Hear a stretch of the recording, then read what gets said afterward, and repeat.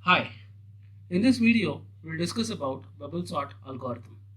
Bubble sort algorithm is generally asked in interviews to entry-level developers. It's a simple algorithm to implement, and why it's called as bubble sort, because we'll see that in every iteration the heavier element will sink down and the lighter element will bubble up. So I will first explain you the bubble sort algorithm with an example, and then I'll implement the code snippet. Now let us assume that we have an integer array with some random values in the integer, and we'll see how we can apply bubble sort algorithm to sort this array. So we'll perform some iterations, and in every iteration we'll be sorting single element. Now let's first understand how the iteration would work and how many number of iteration we would require to sort all the elements. So in the first iteration, we'll start the comparison from 0th element. So this is our 0th element in the array, and we'll start comparison from here. So what we'll do is we'll compare the jth element with, I'll say, j plus 1th element, and you can see in this case this jth element is greater than j plus 1th element, and so what we'll do is we'll swap jth element with j plus 1th element, and after swapping you'll see that the element with value 23 has moved down. Now that was first comparison in the first iteration, and the iteration will go on. Again we'll increment j value by 1, so j value will be incremented by 1, and you can see this is j, and again what we'll do is we'll compare it with j plus 1, and since j is greater than j plus 1, in that case we'll again swap the elements, and after swapping you'll see that again 23 is synced down, and you can also observe that the lighter elements are bubbling up. Again we'll apply the same approach.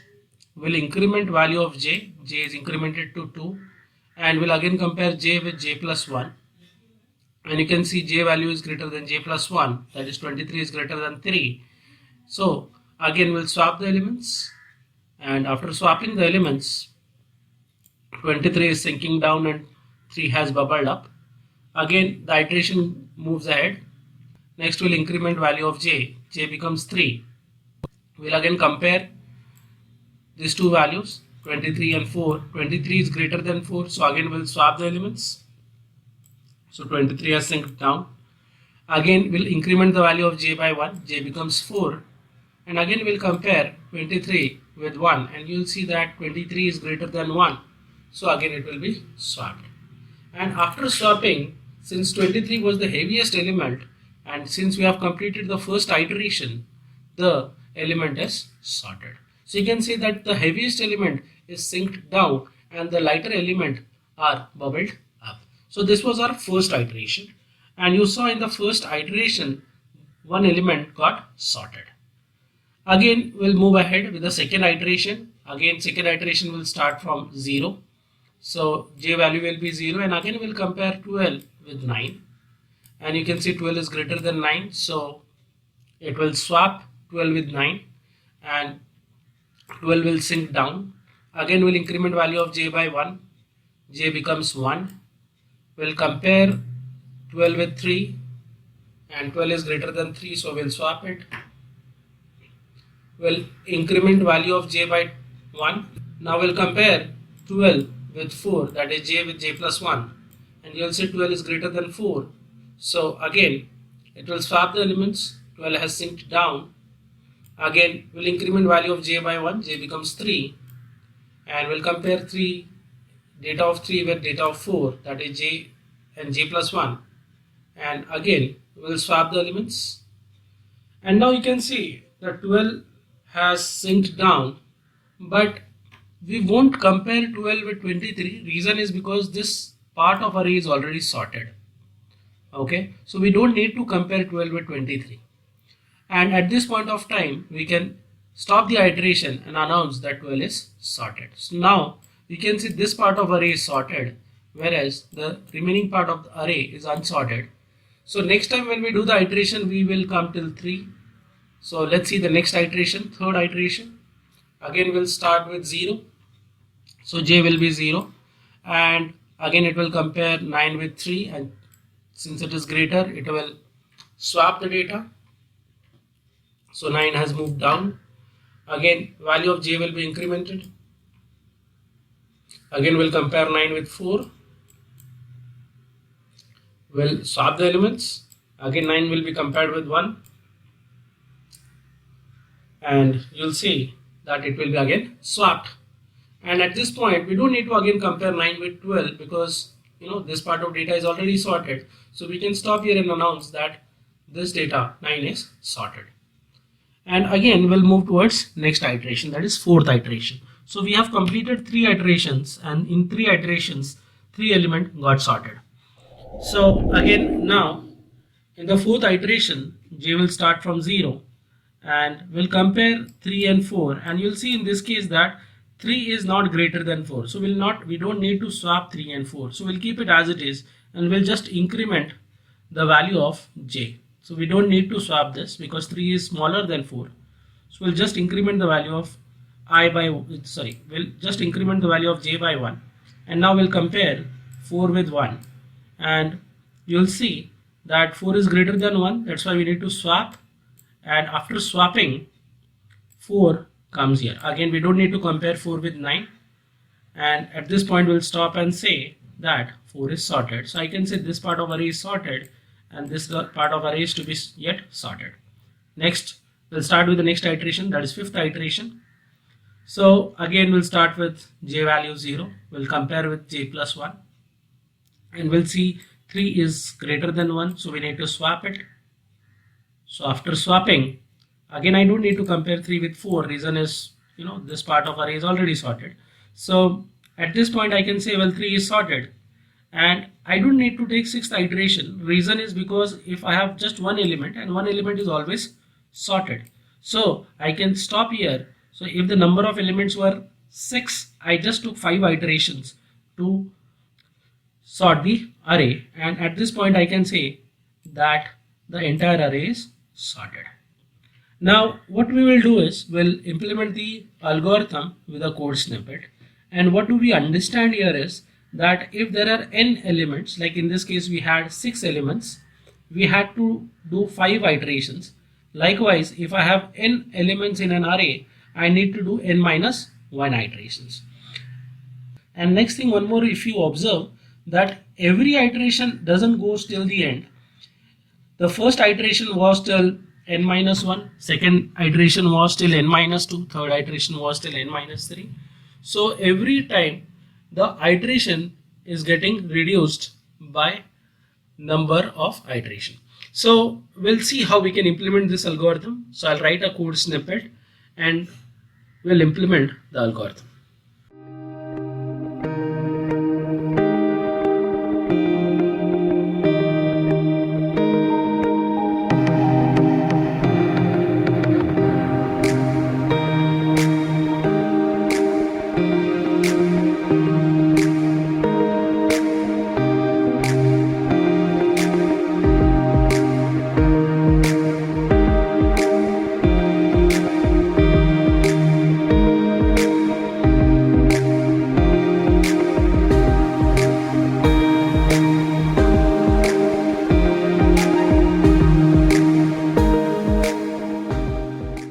So we have our development environment ready.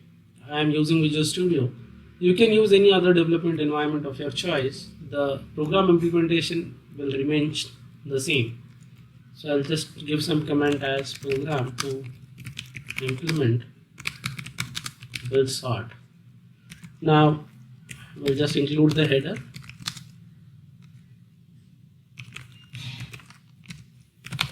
We'll have an entry point function. We'll declare the dummy data will require to perform the sort. I'll have a data array, and let's say it has got some values as, I'm just putting some random numbers, and I've got some values in this. And now I'll say, well, the number of elements in the array is 5, that is the size of the array. we'll require some variables. We'll require some I and j variable, and also we might require a temp variable that will help us to swap the numbers when required. And here from this point our algorithm will start. So I'll say that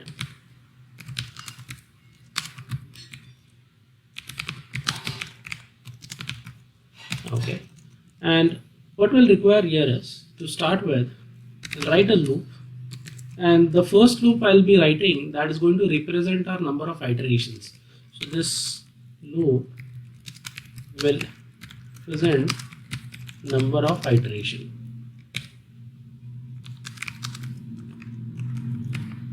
So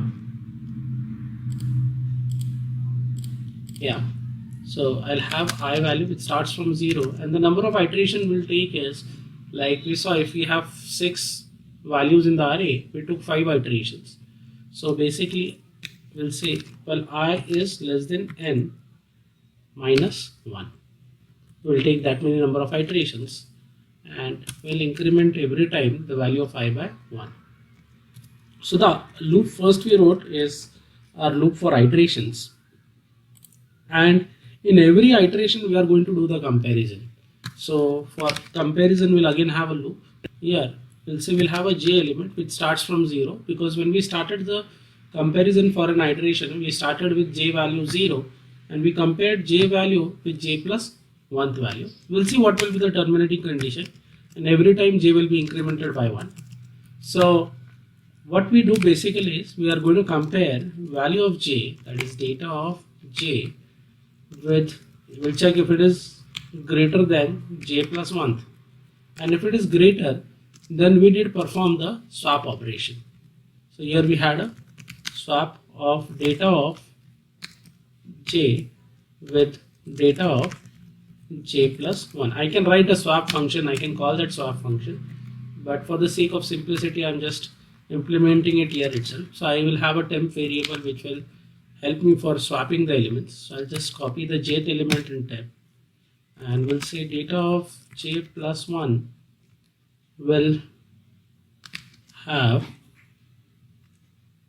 I'll say data of j will have data of j plus 1 value, and data of j plus 1 can get the temp value. Means what? The data between j and j plus 1 is swapped by this logic, and that's it. So here this outer loop will take care about number of iteration, and the inner loop will take care of comparison and swapping. Now what is remaining is the condition, like till what point the iteration should work. So for the first time the iteration should work like j is less than n. So I'll say first time the loop should go till n minus 1. So if I have value of number of elements 6, then the first time j value should be till 5, that is n minus 1. But for the next iteration it should be 4, and after that it should be 3. Means what? Every time it should reduce by I. So we have the implementation in place. Next, after the loop is completed, we need to check is the element sorted or not. So we'll display here sorted data.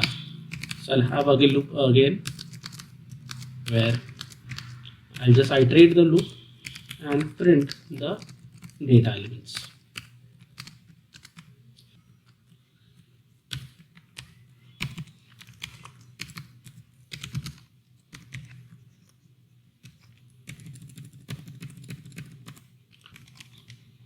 So I have implemented the code. Now let us quickly build the code and check is it compiling properly or do we have any compile time errors. So we don't have any errors as such. So the program is compiled, and we'll run the program, and in first go we'll see what is the output we get. So I'll directly run the program, and when the program executes, the output we get is 3, 31, 45, 76 and 78. And if we compare this with the elements we had in the loop. So the element we had was 76, 45, 3, 78 and 31. And after sorting, you can see the elements are 3, 31, 45, 76 and 78. So the data is sorted. Now I'll also debug the program line by line and explain you how it works. So I'll again run the program, and let's say the program comes here, and I'll just open the watch window so that you can also see the memory values as the program is getting debugged. So I'll just open the watch window here. So I'll say data of 5. So there are 5 elements in the array, and you'll also see here that value of I is basically the counter for loop, and j will be the inner counter for iteration, and the loop starts here. So the first iteration starts where j is 0, and it is comparing j with j plus 1, and what it gets is that j will be like data of j is 76, j plus 1 is 45, so it will swap the elements. So you can see that values are swapped. So 76 is sinking down, and as the iteration moves, so just observe this values in the watch window, and you'll see that every iteration the 76 is sinking down, and when 76 is compared with 78, no swapping is required, but 78 will be compared with 31 and it will be swapped. So the first iteration completes and 78 is sorted. Next iteration starts. In this iteration we'll say again 76 is sorted. Third iteration 45 will be sorted, and if you see now already the data is sorted, so the next iteration won't make any difference. So it also means that we can optimize this algorithm, that if in any given iteration if there is no swap happening, so we can stop and announce that the data is sorted. So, and in the end when we print the data, we get following output. So I hope you understood this implementation of algorithm bubble sort. So let me know in comments, are you able to understand? And thank you very much for watching this video.